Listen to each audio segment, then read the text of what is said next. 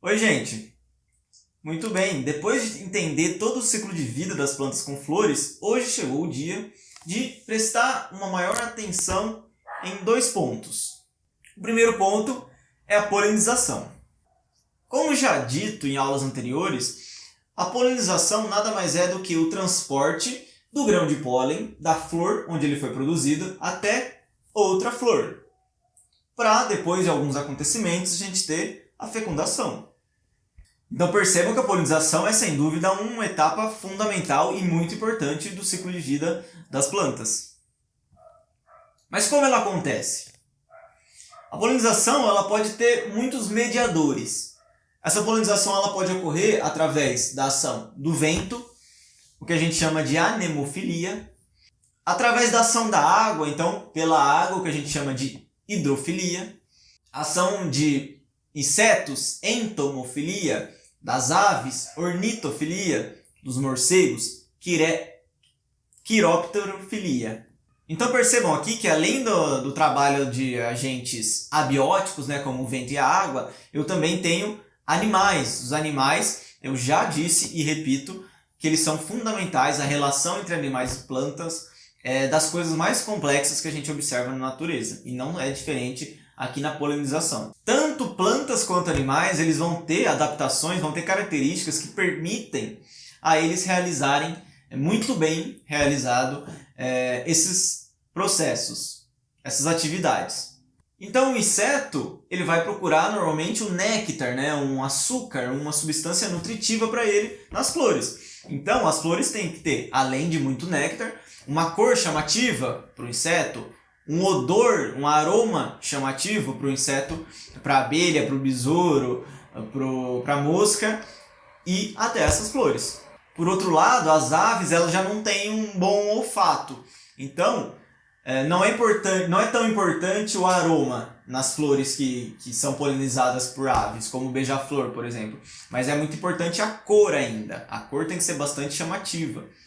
Então, uma grande diferença entre flores polinizadas por insetos e por aves é o aroma. Já as flores polinizadas por morcegos, elas não costumam ser muito coloridas, elas são brancas. Por quê? Em geral, os morcegos vivem, né? Eles são ativos à noite. E à noite, uma flor chamativa é uma flor branca. Não uma flor azul, uma flor vermelha, mas a flor clara, a flor branca, que chama a atenção dos morcegos e também tem que ter um aroma forte, capaz de atrair os morcegos. Néctar, né, para servir de alimento para eles também. Sem falar nas adaptações dos próprios animais, como a língua, ela ser comprida para conseguir alcançar o néctar, o corpo dos insetos, ele tem que ser capaz de caminhar, né, no interior da flor, atrás das bolsas de néctar. O beija-flor, por exemplo, ele tem um bico muito comprido para ser capaz também de se alimentar nas flores. Então, adaptações de ambos aí, tanto plantas quanto animais. Onde eu não tenho animais envolvidos, que é o caso da anemofilia pelo vento e da hidrofilia pela água, eu não deixo de ter adaptações nas plantas também. Nesses casos, as plantas não precisam ser coloridas, as flores não precisam ser coloridas, chamativas, porque eu não preciso chamar ninguém ali. O vento não vai ser atraído por uma cor chamativa. Nesse caso, as plantas normalmente, as flores, né, normalmente, elas têm pouca cor, ou as sépalas, as pétalas, principalmente, são pequenas, então elas não são chamativas. E eu tenho a produção de muito grão de pólen, por exemplo, no caso de flores polinizadas pelo vento. Eu preciso de muito grão de pólen para compensar a aleatoriedade do vento. Também posso ter estames, né, que constituem a parte masculina da planta, que vai produzir os grãos de pólen. Né? Eles podem ser bem levantadinhos para facilitar a dispersão pelo vento. Por outro lado, as flores que são polinizadas pela água, o que eu vou ter de grande diferença que a gente pode destacar? O grão de pólen. O próprio grão de pólen ele costuma ser alongado, grande, né? De forma que ele consiga ser levado muito bem pela água. Então a gente viu detalhes de como esse pólen pode ser carregado. Mas vamos dar nome aos bois agora, né? Em quem está chegando. A gente pode ter dois tipos de polinização. A polinização cruzada, que é quando eu tenho uma planta A e uma planta B. O pólen da planta A chega até a planta B, por exemplo. É uma polinização cruzada porque o pólen de uma planta está chegando em outra planta. Mas eu posso ter também a autopolinização, onde o pólen da planta A autopoliniza essa planta. Eu não posso chamar esse processo de assexuado, porque eu estou tendo mecanismos sexuados ali, mas é uma autopolinização, então ele vai ter as desvantagens e vantagens de uma reprodução assexuada, em comparação com a polinização cruzada, que vai ter vantagens de uma reprodução sexuada. Que tipo de vantagens e desvantagens? A polinização cruzada, ela gera variabilidade genética, porque eu estou misturando, né, o material genético de uma planta com outra planta. Isso é muito bom, principalmente quando eu estou falando de plantas que vivem em ambientes em constante mudança. Então essas plantas têm que se adaptar muito, né? Uma população com grande variabilidade aguenta muito melhor uma peste, uma praga, uma doença, do que uma população onde todo mundo é igual, né? A chance dessa população variada é maior. Por outro lado, é vantajoso para a planta que se autopoliniza quando ela vive em um ambiente estável. Então, já que ela se adaptou, ela é adaptada muito bem àquela região, aquele nicho ecológico, se tudo é muito estável e tudo vai continuar sendo do jeito que é, também funciona, ela dá origem a indivíduos muito semelhantes a ela. Isso também é bom quando eu tenho ausência ou um baixo número de polinizadores. Então, por exemplo, já que eu não tenho um monte de abelha para fazer o serviço de levar o meu grão de pólen até outra planta, eu não tenho muitas plantas perto de mim também, é interessante eu me polinizar e me reproduzir apesar dessas coisas. No geral, nesse balanço, é mais vantajoso, normalmente, a polinização cruzada, que gera variabilidade genética. De modo geral, as plantas elas vão ter mecanismos para impedir essa autopolinização.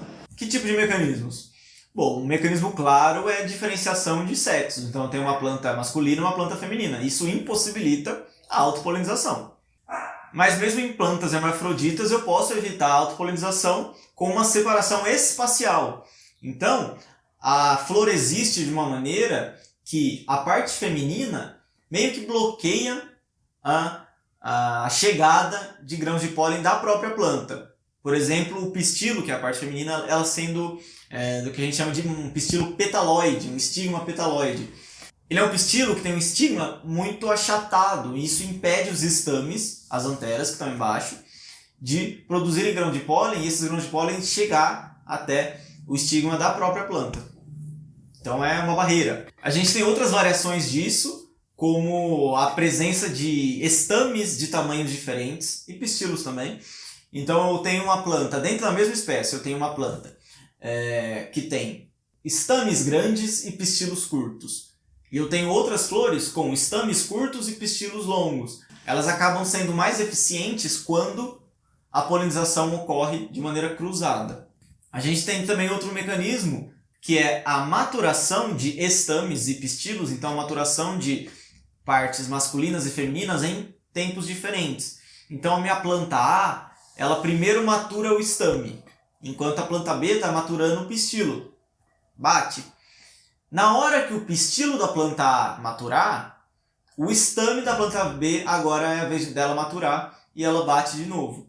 Se ao mesmo tempo na minha planta A eu tivesse pistilos e estames amadurecendo, a chance de autopolinização ocorreria. E é muito comum também a incompatibilidade genética. Então, mesmo que o grão de pólen da planta A chegue no estigma da planta A, o embrião não vai para frente. O grão de pólen não consegue fecundar, ou quando fecunda, o embrião morre, ele se torna inviável. Então, isso impossibilita também a autopolinização e a produção de um embrião muito parecido com a planta-mãe. Então, a gente viu alguns mecanismos de polinização, tipos de polinização, auto e cruzada, mas o que interessa mesmo é o que eu tenho depois da polinização, que é a fecundação, produção de um zigoto, embrião e fruto, com uma semente dentro. Eu resolvi cortar essas aulas, então a gente está com bastante... Então a gente está com várias aulas picadinhas, ao invés de fazer uma aula enorme e cansativa. Então eu espero você na próxima aula de fruto.